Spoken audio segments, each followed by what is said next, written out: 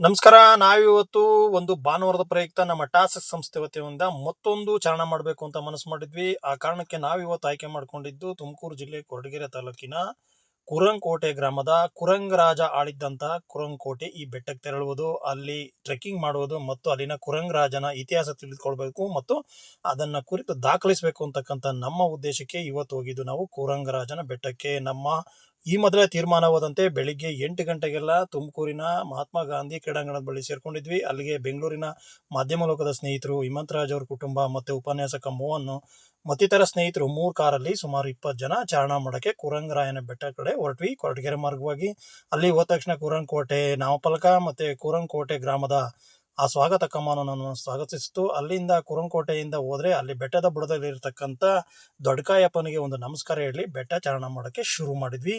ತುಂಬ ಕಡಿದಾದ ಬೆಟ್ಟ, ಹೊಲದ ಮಧ್ಯೆ ದಾರಿ ಮಧ್ಯೆ ಇರತಕ್ಕಂಥ ಈ ತುಸು ತ್ರಾಸದಾಯಕವಾಗಿರಬಹುದಾದ ಜಾಡನ್ನು ಹಿಡಿದು ನಾವು ಬೆಟ್ಟ ಏರೋಕೆ ಶುರು ಮಾಡಿದ್ವಿ. ಸುಮಾರು 2 ಗಂಟೆಗಳ ಸತತ ನಾವು ಈ ಬೆಟ್ಟವನ್ನು ಚಾರಣ ಮಾಡೋ ಮೂಲಕ ಬೆಟ್ಟದ ತುದಿಯನ್ನ ತಲುಪಿದ್ವಿ. ಇನ್ನು ಈ ಕುರಂಗರಾಜನ ಬಗ್ಗೆ ಹೇಳ್ಬೇಕು ನಿಮ್ಗೆ. ಈ ಕುರಂಗ ಅಂತಂದ್ರೆ ಜಿಂಕೆಯ ಕಣ್ಣುಳ್ಳವನು ಅಂತ ಒಂದು ಅರ್ಥ ಕೊಟ್ರೆ, ಮತ್ತೊಂದು ಅವನಿಗೆ ಈ ಕುಂಡಿಯ ಭಾಗದಲ್ಲಿ ದೊಡ್ಡದಾದ ಕುರ ಇದ್ದಿರುತ್ತಂತೆ. ಆ ಕುರ ಇಲ್ಲಿನ ವನಸ್ಪತಿಗಳ ಔಷಧಿಯ ಮೇರೆಗೆ ಅವನಿಗೆ ಗುಣ ಆಗುತ್ತಂತೆ. ಆ ಕಾರಣಕ್ಕೆ ಕುರಂಗರಾಜ ಅಂತ ಕರೆದಿರ್ಬೋದು ಅಂತಕ್ಕಂಥದ್ದು ಇತಿಹಾಸ ಅಭಿಪ್ರಾಯ. ಮತ್ತೆ ಇವನು ದಲಿತ ಸಮುದಾಯಕ್ಕೆ ಸೇರಿದವನಾಗಿದ್ದ ಮೊದಲ ರಾಜ ಅಂತಕ್ಕಂಥದ್ದು ಇತ್ತೀಚಿನ ಹೊಸ ತಲೆಮಾರಿನ ಲೇಖಕರ ಒಂದು ಸಂಶೋಧನಾ ಕೃತಿಯಲ್ಲಿ ಕೂಡ ದಾಖಲಿಸಾಗಿದೆ. ಅದರಂತೆ ಉಪನ್ಯಾಸಕ ರವಿಕುಮಾರ್ ನೀಹಾ ಅನ್ನೋರು ಕೂಡ ತಮ್ಮ ಕೃತಿಯಲ್ಲಿ ಇದನ್ನೇ ಜನಪದ ಕಥೆಗಳನ್ನು ಆಧರಿಸಿ ಇದೇ ಅಭಿಪ್ರಾಯಕ್ಕೆ ಬಂದಿದ್ದಾರೆ. ಇನ್ನು ಇವನು 16ನೇ ಶತಮಾನದ ಆದಿ ಅಥವಾ ಅಂತ್ಯದ ಭಾಗದಲ್ಲಿ ಇವನು ಆಳ್ವಿಕೆ ನಡೆಸಿದ್ದ ಅಂತಕ್ಕಂಥದ್ದು ಲೇಖಕರ ಅಭಿಪ್ರಾಯ. ಇವನು ಮುಮ್ಮಡಿ ಚಿಕ್ಕ ಭೂಪಾಲನ ಸಾಮಂತ ರಾಜ ಅಂದ್ರೆ ಬಿಜ್ಜಾವರದ ಸಾಮಂತ ರಾಜ ಇವನು ಆಗಿದ್ದ ಅಂತಕ್ಕಂಥದ್ದು. ಮತ್ತೆ ಇವನು ಪಕ್ಕದ ಹೊಲತಾಳಿನಲ್ಲಿ ಇವನು ಒಬ್ಬ ಪ್ರೇಯಸಿಯನ್ನು ಹೊಂದಿದ್ದ. ಆ ಪ್ರೇಯಸಿಯನ್ನು ಭೇಟಿ ಮಾಡಲು ಉಡದ ರಥದೊಂದಿಗೆ ಅಲ್ಲಿಗೆ ಸಾಕ್ತಾ ಇದ್ದ. ಆ ಉಡ ಸರೀಸೃಪ ಜಾತಿಗೆ ಸೇರಿದಂತ ಉಡ ಆ ರಥವನ್ನು ಎಳ್ಕೊಂಡು ಹೋಗ್ತಾ ಇತ್ತು ಅಂತಕ್ಕಂಥದ್ದು ಇತಿಹಾಸಕಾರರು ತಮ್ಮ ಅಭಿಪ್ರಾಯವನ್ನು ದಾಖಲಿಸಿದ್ದಾರೆ. ಜೊತೆಗೆ ಇನ್ನು ಈ ಬೆಟ್ಟದ ವನಸ್ಪತಿಗಳ ಬಗ್ಗೆ ಹೇಳಲೇಬೇಕು.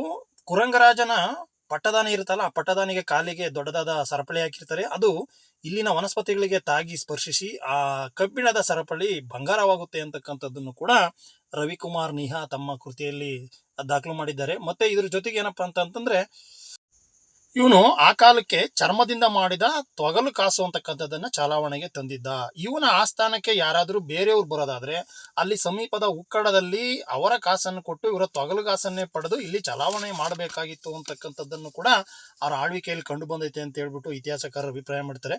ಇದ್ರ ಜೊತೆಗೆ ಇವನಿಗೆ ಹಲವಾರು ಹೆಸರುಗಳಿದ್ವು. ಕುರಂಗ ರಾಜ ಅಂತ ಕರಿತಿದ್ರು, ಕುರಂಗ ರಾಯ ಅಂತ ಕರಿತಿದ್ರು, ಮತ್ತೆ ಕುರಂಗ ನಾಯಕ ಅಂತ ಕರಿತಿದ್ರು.